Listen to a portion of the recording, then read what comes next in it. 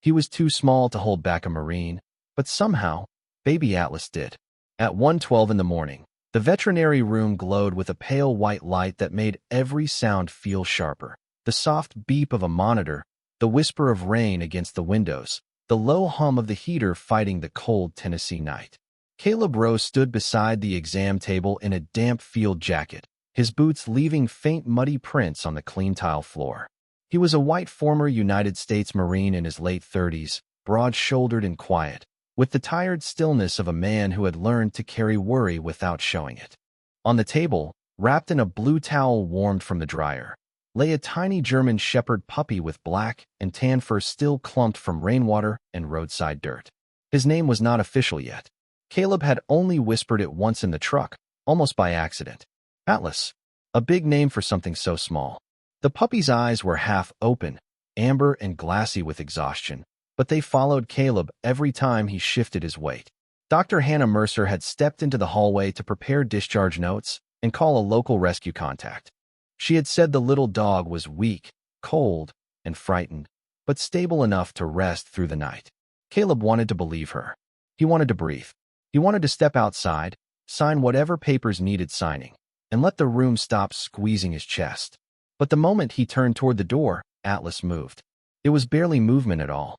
One tiny paw slipped from the towel and hooked into the cuff of Caleb's sleeve. Caleb froze.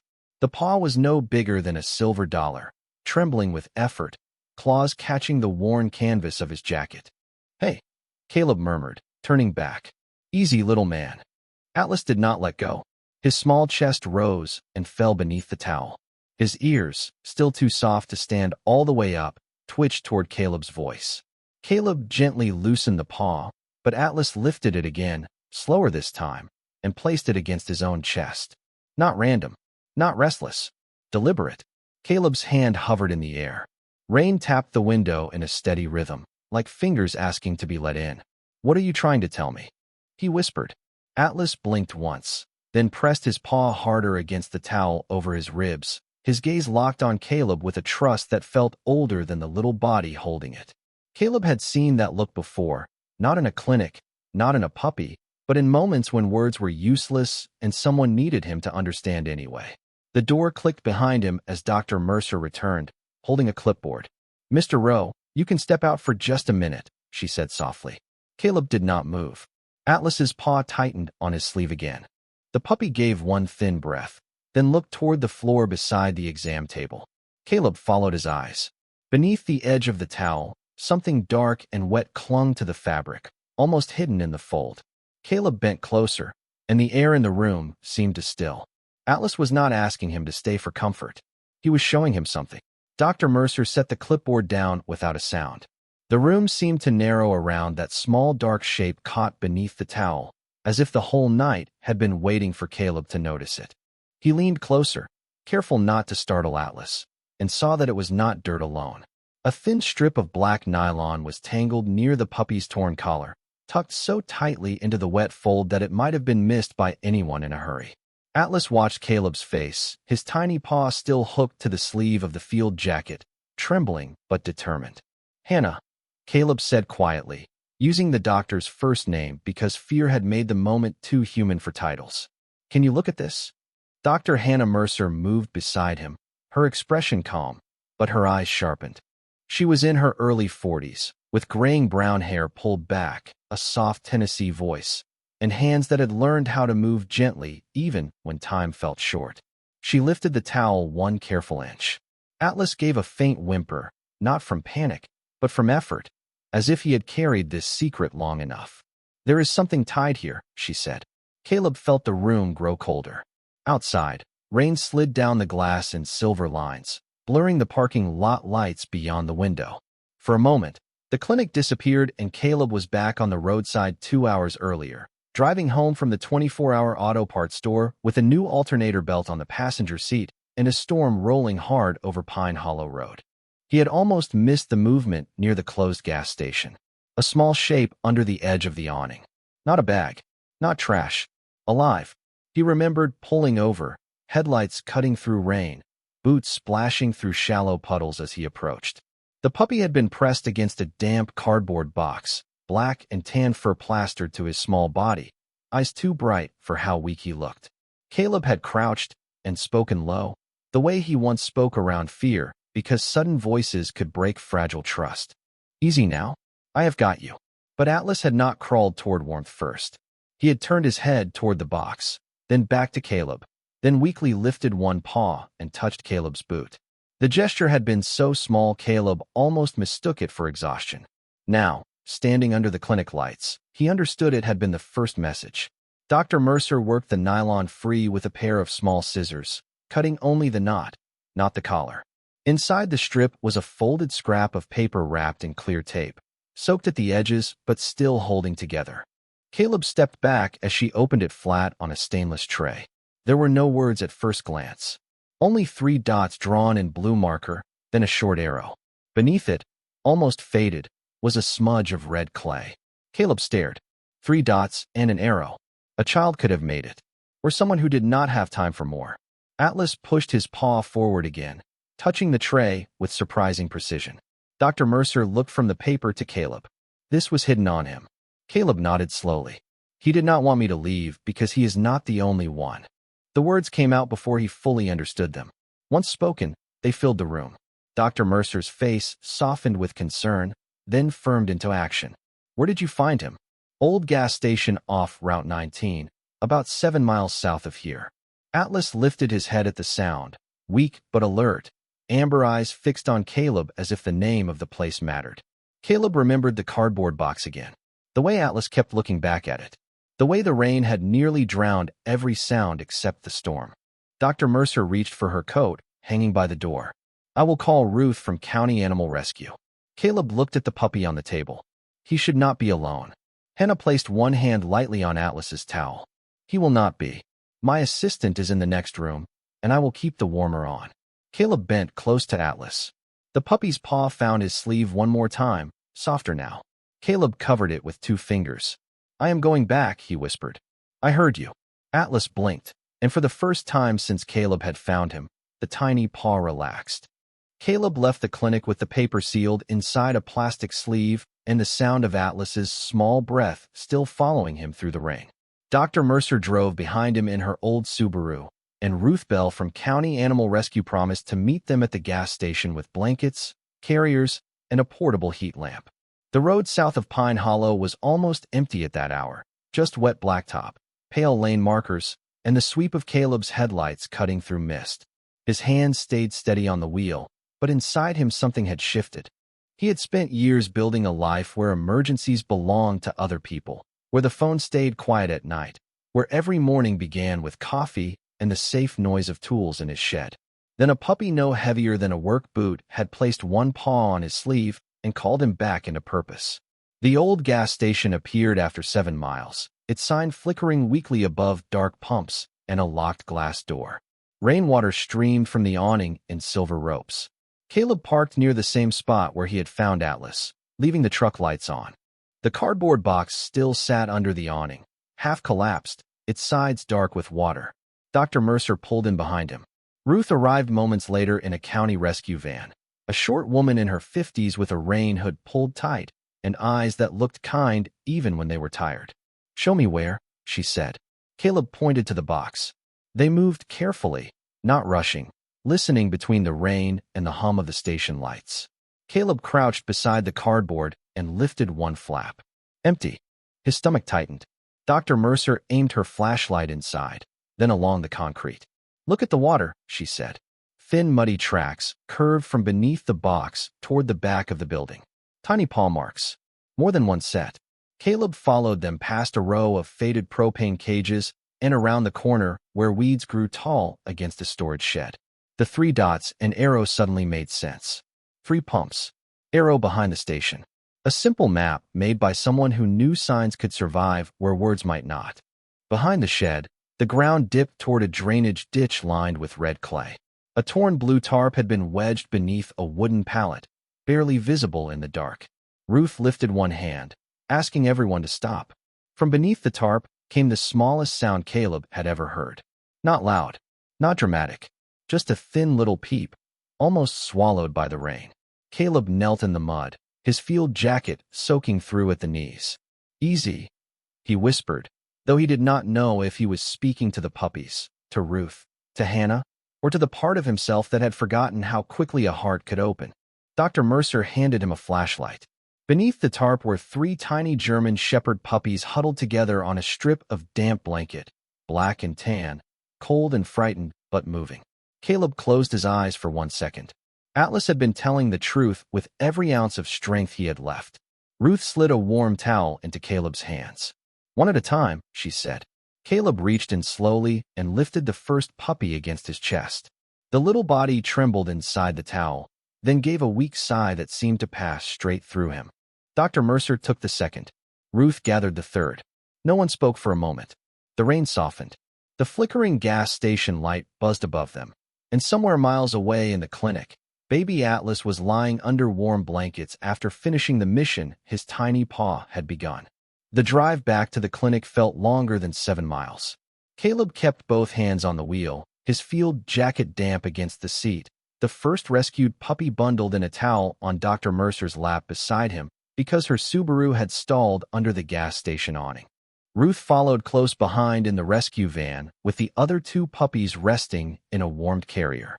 Rain tapped the truck roof in a steady rhythm, softer now, almost tired, as if the storm itself had given all it had. The little puppy in the towel made a faint sound and shifted one paw against Dr. Mercer's sleeve. Caleb glanced over. "Still with us?" Hannah nodded, her voice low and steady. "Still with us." Those 3 words filled the cab with more hope than Caleb expected. He drove past dark fields, shuttered farm stands, and mailboxes shining wet in the headlights. Every mile pulled him back toward the tiny German Shepherd who had refused to let him walk away. Atlas had not known words. He had not known maps or rescue forms or the names of the roads. But somehow, with a torn collar, a hidden scrap, and one trembling paw, he had done what stronger souls sometimes fail to do. He had asked for help for someone besides himself. The clinic lights appeared through the rain just before 3 in the morning, glowing warm and square against the dark. Caleb pulled up near the side entrance. Hannah was out before the engine fully settled, carrying the puppy close to her chest while Caleb held the door open. Inside, the clinic had changed from quiet to alive. The assistant, a young man named Owen, had lined the treatment room with warm towels and small blankets fresh from the dryer. A portable heater hummed safely in the corner. Clean carriers waited open. Atlas lay on the exam table under his blue towel, eyes half open, ears twitching when the door swung wide. At first he did not lift his head. Then the scent reached him. His eyes widened. Caleb saw it happen. Recognition moved through that tiny body like sunlight through a cracked curtain. Dr. Mercer placed the first puppy in the nearest warmed bed. Ruth came in behind them with the other 2, each wrapped tight, each breathing softly. Atlas tried to rise. His paws slipped against the towel. Caleb stepped to him at once. "Easy, little man. You did it." Atlas ignored the words and turned his nose toward the nearest bundle. Hannah gently moved the carrier closer. The rescued puppy gave a faint squeak. Atlas answered with the smallest sound, a weak little huff that seemed too soft to carry the weight of what it meant. Caleb looked away for a second, not because he wanted to miss it, but because something inside him had opened too quickly. He had seen loyalty before. He had seen courage in uniforms, in hard weather, in people who did not call themselves brave. But this was different. This was courage small enough to fit in one hand. Owen checked temperatures while Ruth wrote notes on a clipboard. Hannah moved from one puppy to the next with calm precision, warming, listening, measuring, whispering little reassurances that sounded almost like prayer. Caleb stayed beside Atlas, one hand resting lightly near the puppy's paw, not holding it, just there if Atlas needed to find him again. After several minutes, Hannah looked up, tired but smiling. "They have a chance." Caleb closed his eyes. The words did not erase the cold road or the empty gas station or the fear still hanging in the room, but they changed the shape of the night. Atlas's paw moved across the towel until it touched Caleb's knuckle. This time, he was not stopping him from leaving. This time, the tiny paw simply rested there, as if to say the message had been delivered, the door had been opened, and the ones who were waiting had finally been found. By 4 in the morning, the clinic had become its own small world of warmth and whispered work. Outside, The storm moved east across the Tennessee hills, leaving the windows streaked and the parking lot shining under yellow lights. Inside, the treatment room smelled of clean towels, warm milk formula, rain-damp jackets, and the faint sharpness of antiseptic. The 3 rescued puppies rested in separate soft beds, each one wrapped loosely enough to breathe and move, close enough for Atlas to see. Atlas lay on the exam table with his chin on the edge of the blue towel, fighting sleep because his eyes kept searching for them. Every few minutes, one of the puppies made a tiny sound, and Atlas answered with a weak breath through his nose, as if counting them. Caleb sat in the chair beside him, elbows on his knees, hands clasped, watching the smallest mission he had ever been part of unfold under fluorescent lights. He had served in places where commands came through radios and maps were marked with coordinates, where the word duty was spoken like steel. But here, duty wore wet fur and fit inside a towel. Dr. Mercer moved between the beds with Owen helping beside her, checking warmth, offering drops of formula, noting each little sign of improvement. Ruth Bell had stepped into the hall to call the county shelter and arrange foster care for the morning. No one raised their voice. No one needed to. The urgency had softened into steady care, and that steadiness felt almost holy. Caleb looked down at Atlas's torn collar on the tray near the sink. The strip of nylon had been removed. The small marked paper lay drying under a piece of clear plastic. 3 dots and an arrow. So little. Enough to change everything. Hannah noticed Caleb staring at it. Someone wanted them found, she said quietly. Caleb nodded, though he did not know who had tied the message there or why they had not stayed. He only knew that Atlas had carried it. A puppy too young to know the size of the world had held on to the truth until someone listened. Atlas stirred, paw sliding toward Caleb again. Caleb opened his hand, and the little paw settled into his palm. It was warmer now, still fragile, but warmer. The contact broke something in him, not loudly, not all at once, but like ice giving way under spring sunlight. For years, Caleb had believed peace meant distance. Distance from calls in the night. Distance from the old reflex to run toward trouble. Distance from anything that might ask him to care before he was ready. Yet sitting beside Atlas, he realized distance had not protected him. It had only made the quiet bigger. This puppy had needed help, but he had also brought Caleb back to a part of himself that had not disappeared, only gone silent. Hannah came over with a small blanket and placed it near Atlas's side. He can rest now, she said. Caleb brushed one finger along Atlas's damp forehead.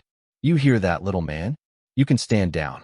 Atlas blinked slowly, but his eyes drifted toward the rescued puppies one more time before closing. Caleb followed that gaze. 3 small bodies. 3 steady breaths.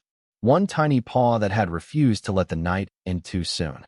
Ruth returned from the hallway and said foster homes would be ready by sunrise. Owen smiled for the first time all night. Hannah leaned against the counter, tired in the way good people get tired after doing what mattered. Caleb stayed where he was, holding Atlas's paw until the puppy finally slept. The room settled around them, not empty, not finished, but safe. And in that safety, Caleb understood something he would not have been able to say out loud yet. Sometimes a life is not changed by thunder, or orders, or a voice from above. Sometimes it is changed by a small creature who reaches for your sleeve and asks you to look again. Sunrise came slowly, not with drama, but with a pale gold line spreading over the clinic windows and turning the wet parking lot into glass. Caleb had not slept.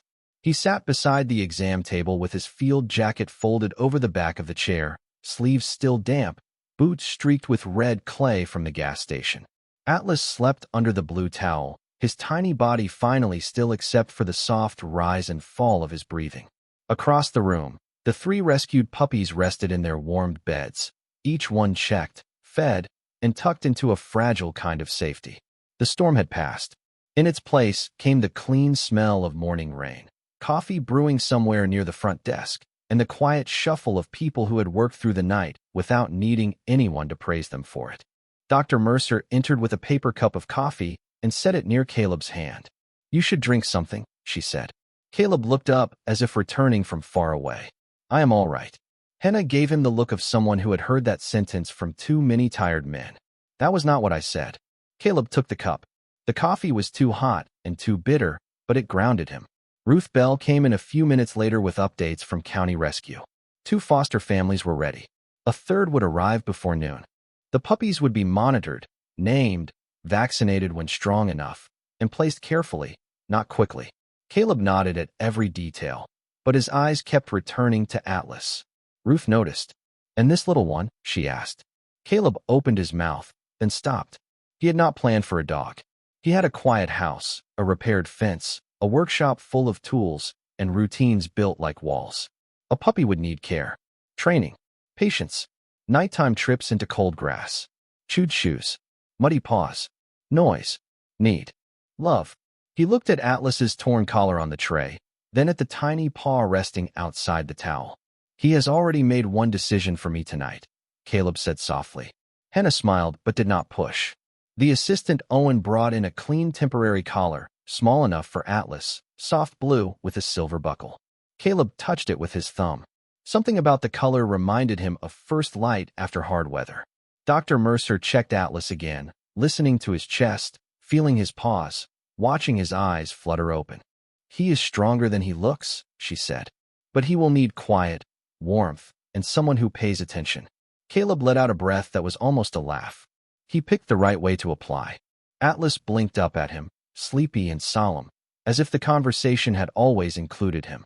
One of the rescued puppies squeaked from the corner. Atlas tried to lift his head. Caleb gently placed a hand near his shoulder. "They are safe." The puppy settled, but his eyes stayed on Caleb. In that look, Caleb felt the final thread of the night pull tight. Atlas had not asked for rescue as a helpless thing. He had asked as a messenger. He had held on until the others were found. Now the mission was moving out of the storm and into ordinary daylight, where mercy had to become more than a feeling. Ruth stepped closer with a folder of intake forms. "We will list him with the others unless you want to foster." Caleb looked through the window toward the first stretch of blue sky opening above Pine Hollow. He thought of his house sitting quiet at the edge of the road. The empty space beside the back door. The old blanket folded near the fireplace though no one used it. He thought peace meant keeping life simple enough that nothing could break him. But maybe peace was not emptiness. Maybe peace was having something small breathing beside you and choosing, every day, not to walk away. Caleb looked back at Atlas. "Not foster," he said. Hannah paused. Ruth smiled gently. Caleb reached down, and Atlas's tiny paw shifted into his palm, as if sealing the answer before anyone could write it. "He is coming home with me." The room stayed quiet after that, but it was a different quiet. The kind that follows a prayer when nobody says amen, yet everyone feels it. By mid-morning, the clinic felt less like an emergency room and more like a place where new beginnings were being quietly arranged. The rain had stopped completely, leaving drops of water clinging to the windows and tiny rivers drying along the curb outside.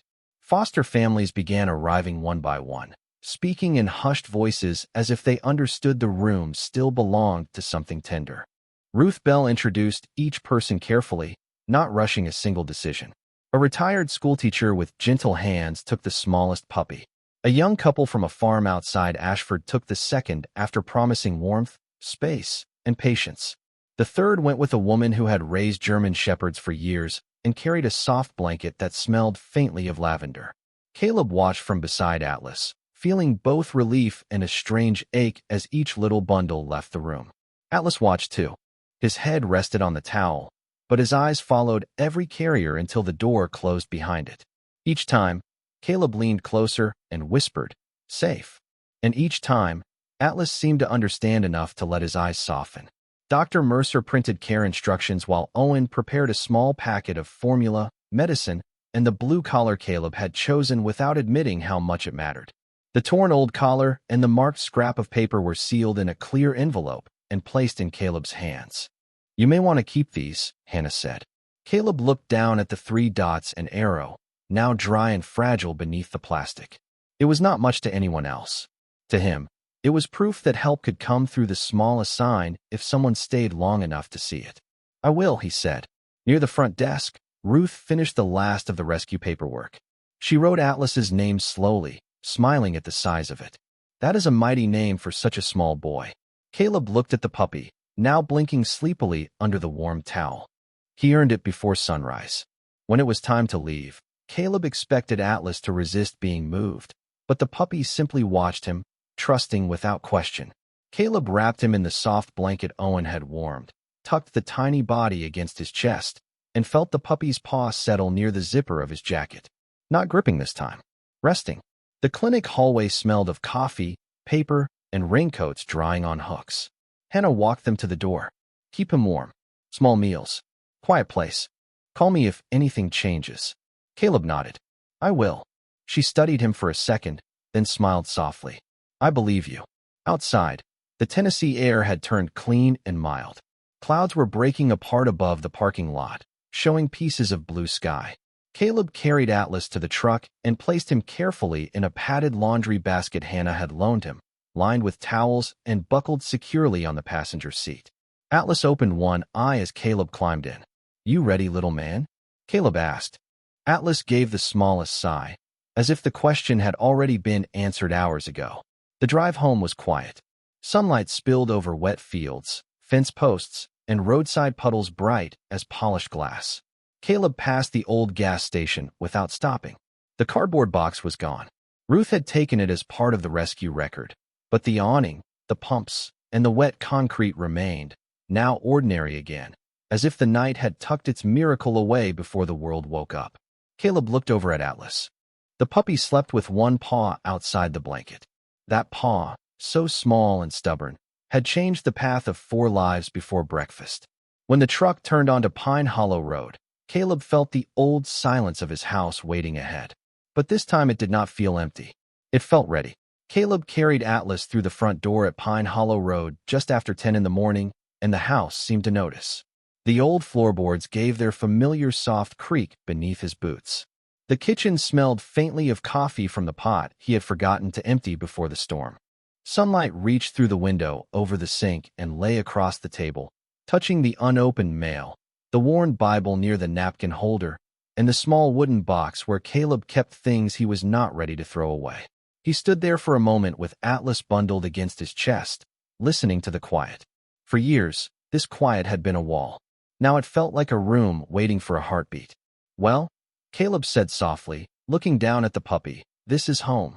Atlas opened his eyes halfway, took in the light, the smell of cedar, the old leather chair by the living room window, and the faint scent of machine oil from Caleb's workshop drifting in from the back hall.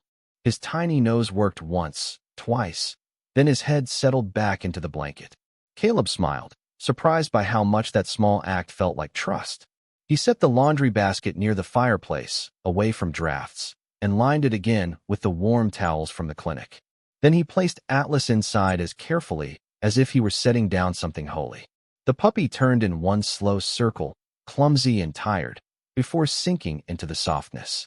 One paw hung over the edge. The same paw. Caleb looked at it and felt the night return, not as fear, but as meaning. 3 puppies safe. 3 foster homes waiting. 1 tiny messenger asleep in his living room. Caleb removed his wet boots by the door and changed into dry socks, moving quietly so Atlas would not wake. Outside, water dripped from the eaves. A cardinal flashed red across the fence line. Somewhere down the road, a lawnmower started, ordinary and distant. Life was continuing. Only Caleb had changed. He warmed formula the way Hannah had shown him, testing it against his wrist with a seriousness that would have made his old Marine friends grin. Atlas woke when Caleb knelt beside the basket. The puppy drank slowly, pausing often, eyes blinking in the sunlight. Caleb spoke to him in a low voice, not because the puppy needed words, but because the house did. You know, I had rules before you showed up, he murmured. No late-night trouble. No surprise responsibilities. No muddy footprints. Atlas gave a faint sigh and rested his chin against Caleb's thumb. Caleb laughed under his breath. It was small, rusty, and real. After feeding, he took the clear envelope from his jacket pocket and placed it on the kitchen table. The torn collar. The strip of nylon. The paper with 3 dots and an arrow. He looked at them for a long time. They were not sad objects now. They were signs. Proof that someone can be tiny, cold, and afraid, and still carry enough purpose to change a life. Caleb opened the wooden box. Inside were patches, old photographs, a folded flag pin, and a few letters he rarely touched. He placed the envelope gently on top, not to bury it, but to remember. Then he left the box open. Atlas stirred in the basket and gave one soft sound. Caleb turned back at once. "I am here," he said. The words filled the room differently than they had filled the clinic. They were not a promise for one night. They were the beginning of every morning after it. A few weeks later, the house on Pine Hollow Road no longer sounded the same. It had learned new music. The tiny scrape of paws on the kitchen floor, the soft clink of a water bowl, the sleepy sigh of a puppy dreaming near the fireplace, and Caleb Rose's quiet laugh when Atlas tried to carry a work glove twice the size of his head. Spring had settled gently over Tennessee, turning the grass bright and the fence line green. The storm still came some evenings, rolling over the hills with low thunder and silver rain, but Atlas no longer trembled at the sound. He would lift his head, listen, then look for Caleb. And Caleb would always be there. The 3 rescued puppies had found homes, not just shelters. Ruth sent pictures every few days. One asleep in a schoolteacher's lap beside a stack of library books. One chasing chickens on a farm outside Ashford with more confidence than skill. One curled beneath a lavender blanket beside a woman who knew exactly how to love a German shepherd slowly. Caleb saved every photo in a folder on his phone, though he told himself he was only keeping records. Hannah Mercer called once a week to check on Atlas, then twice to check on Caleb without saying that was what she was doing. Atlas grew stronger by inches. His ears began to rise. His paws looked too big for his body. His amber eyes stayed the same, steady, searching, full of a patience no puppy should have known yet. Caleb built him a small bed beside the front door, but Atlas preferred the old rug near the kitchen table where he could see every room at once. Some habits are born from fear. Others are born from love. One late afternoon, as sunlight spilled gold across the porch boards, Caleb opened the wooden box again. He took out the clear envelope with the torn collar, the nylon strip, and the paper marked with 3 dots and an arrow. For a long time, he held it in both hands. Then he placed it beside his old patches and closed the lid, not with sorrow, but with gratitude. Atlas sat at his feet, tail brushing the floor. Caleb looked down. "You were my smallest mission," he said softly. Atlas tilted his head, then placed one paw on Caleb's boot. The same paw, the one that had stopped him from leaving, the one that had pointed toward the truth. Caleb bent down and touched it with 2 fingers, smiling through the quiet ache in his chest. Outside, the wind moved through the cedar trees, and the evening smelled of cut grass, warm wood, and distant rain. No trumpet sounded. No crowd gathered. No one came to explain why Mercy had chosen a closed gas station, a tired Marine, and a puppy small enough to fit inside a towel. But Caleb did not need an explanation anymore. Some miracles arrive too quietly for the world to notice.